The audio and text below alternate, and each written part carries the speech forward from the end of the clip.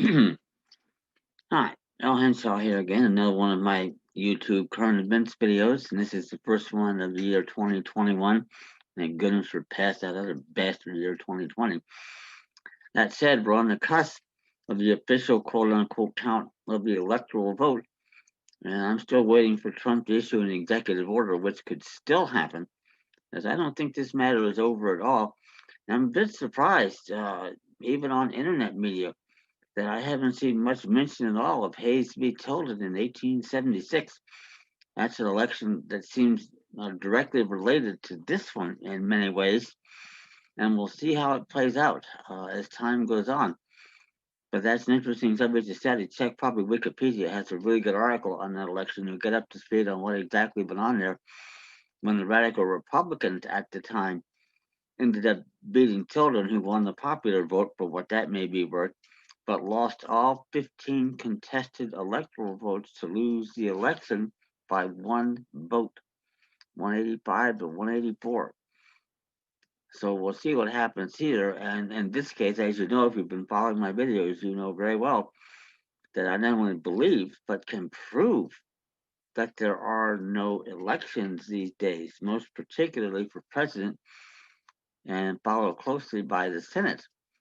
Because the Congress, even if it had power to declare elections in territories, and that's what we're in here, that's the key article for me. That's the crown jewel of the unopposed issues I advocate. No states can have an election for president in territories. It's absolutely impossible, even using the crazed logic these bastards use from time to time.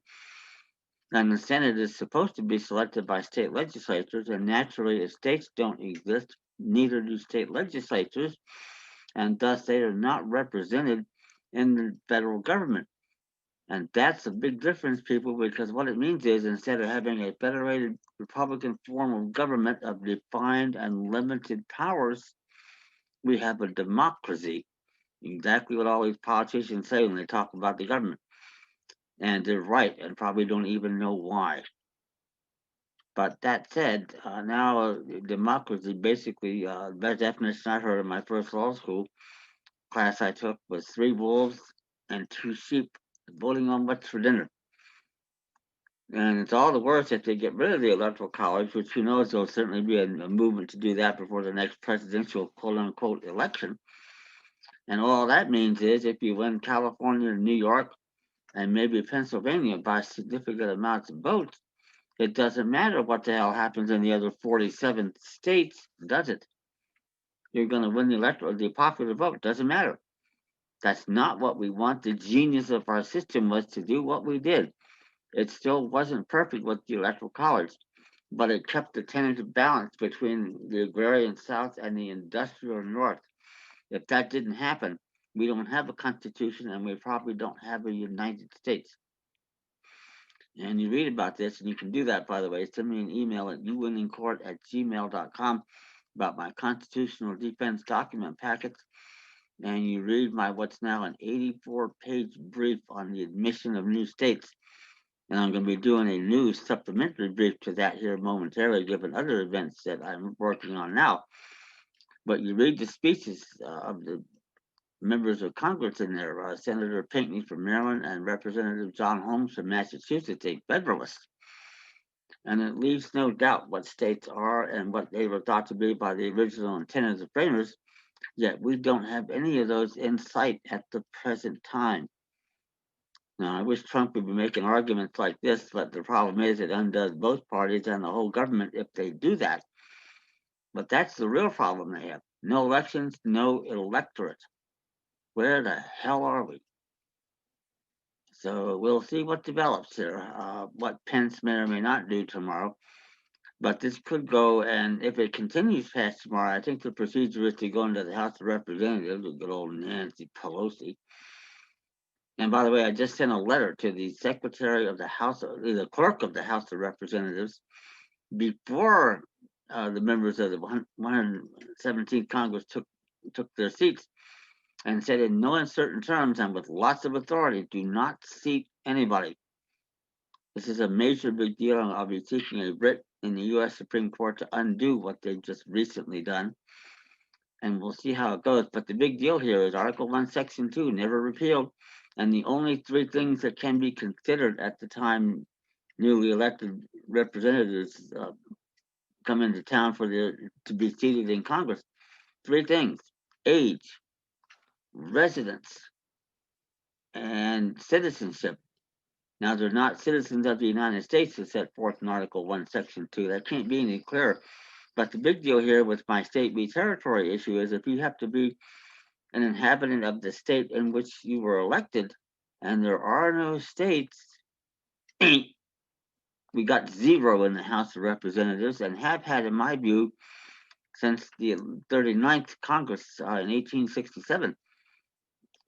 And certainly, and that's true because, think about it, if the effect of the 14th Amendment, and it was a secret effect, was to make citizens out of artificial corporate entities, Chase Bank, Microsoft, you name it, and no one was told that.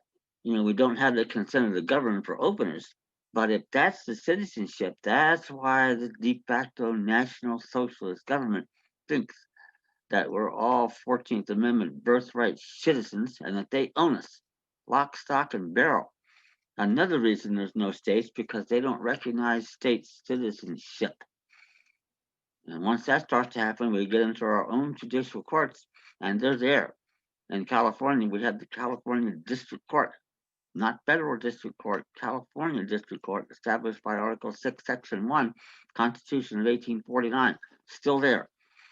We get into that court, and we're the court, and you can't come in there unless we let you. And I'm going to be saying goodbye to all these members of the State Bar Association because having committed acts of treason and being unregistered foreign agents, they don't have standing in our judicial court. And those are required to be there if we have states. I mean, these are powerful issues, all of them, any one of which will beat the bastards, especially if we get it in front of an inflamed jury, which I haven't seen in 5 decades and I'm probably never going to see. Hopefully, I'll be setting the record for you to do it, however, if necessary. So we'll see what the future holds right now. I don't know. I've got 8 to 10 good years with family history and genes being what it is, maybe a little longer to raise all the kinds of hell that I can and to teach you how to do the same thing and teach your children and your posterity how to do the same thing. Yeah, send me an email, uwinnincourt@gmail.com for information on my modestly priced document packets. It's like getting 4 years worth of a law school education for about 1/10 of 1%, assuming they're teaching these things in law school anymore, which, oh, by the way, ain't not. Now, UC Berkeley, I think just the last term, made the one class they have on constitutional law, relegated it to an elective. I mean, why spend $500 or $1,000 for a course and waste time on a matter that you're not even ever going to use again? And you're right about that. It doesn't make any sense. But the problem is that's in their system, not ours. And they don't want anybody to know, and most of the attorneys don't even know who've been to law school. But they sure as hell didn't teach you, like they didn't teach me 50 years ago, anything 9th grade civics, 10th grade U.S. history, you name it. I learned all this on my own initiative.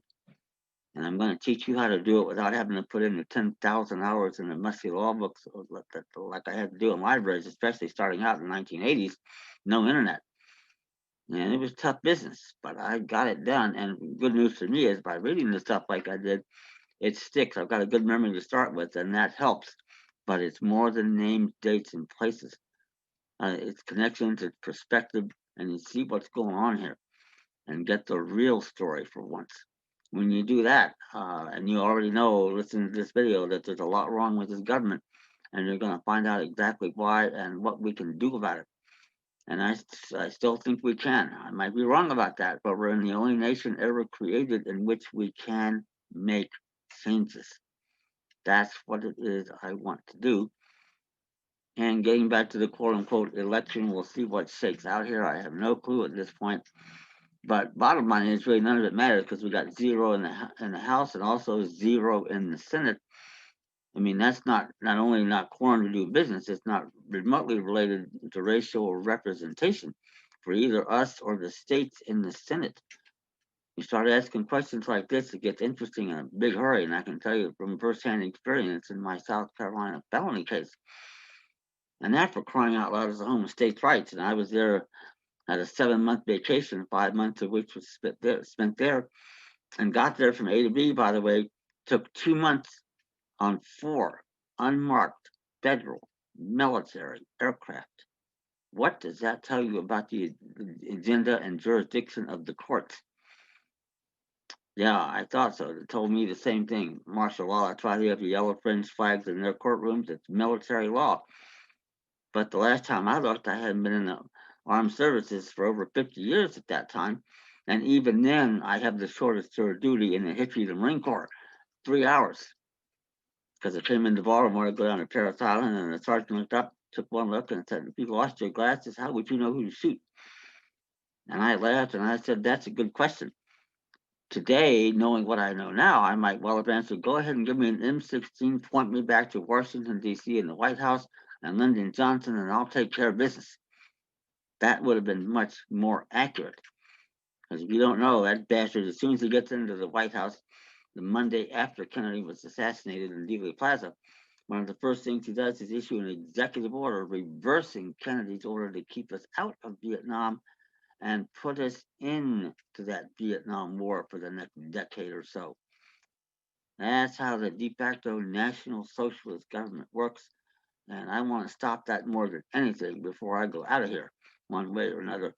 And at least set the record so that you can follow behind me and finish my work if necessary.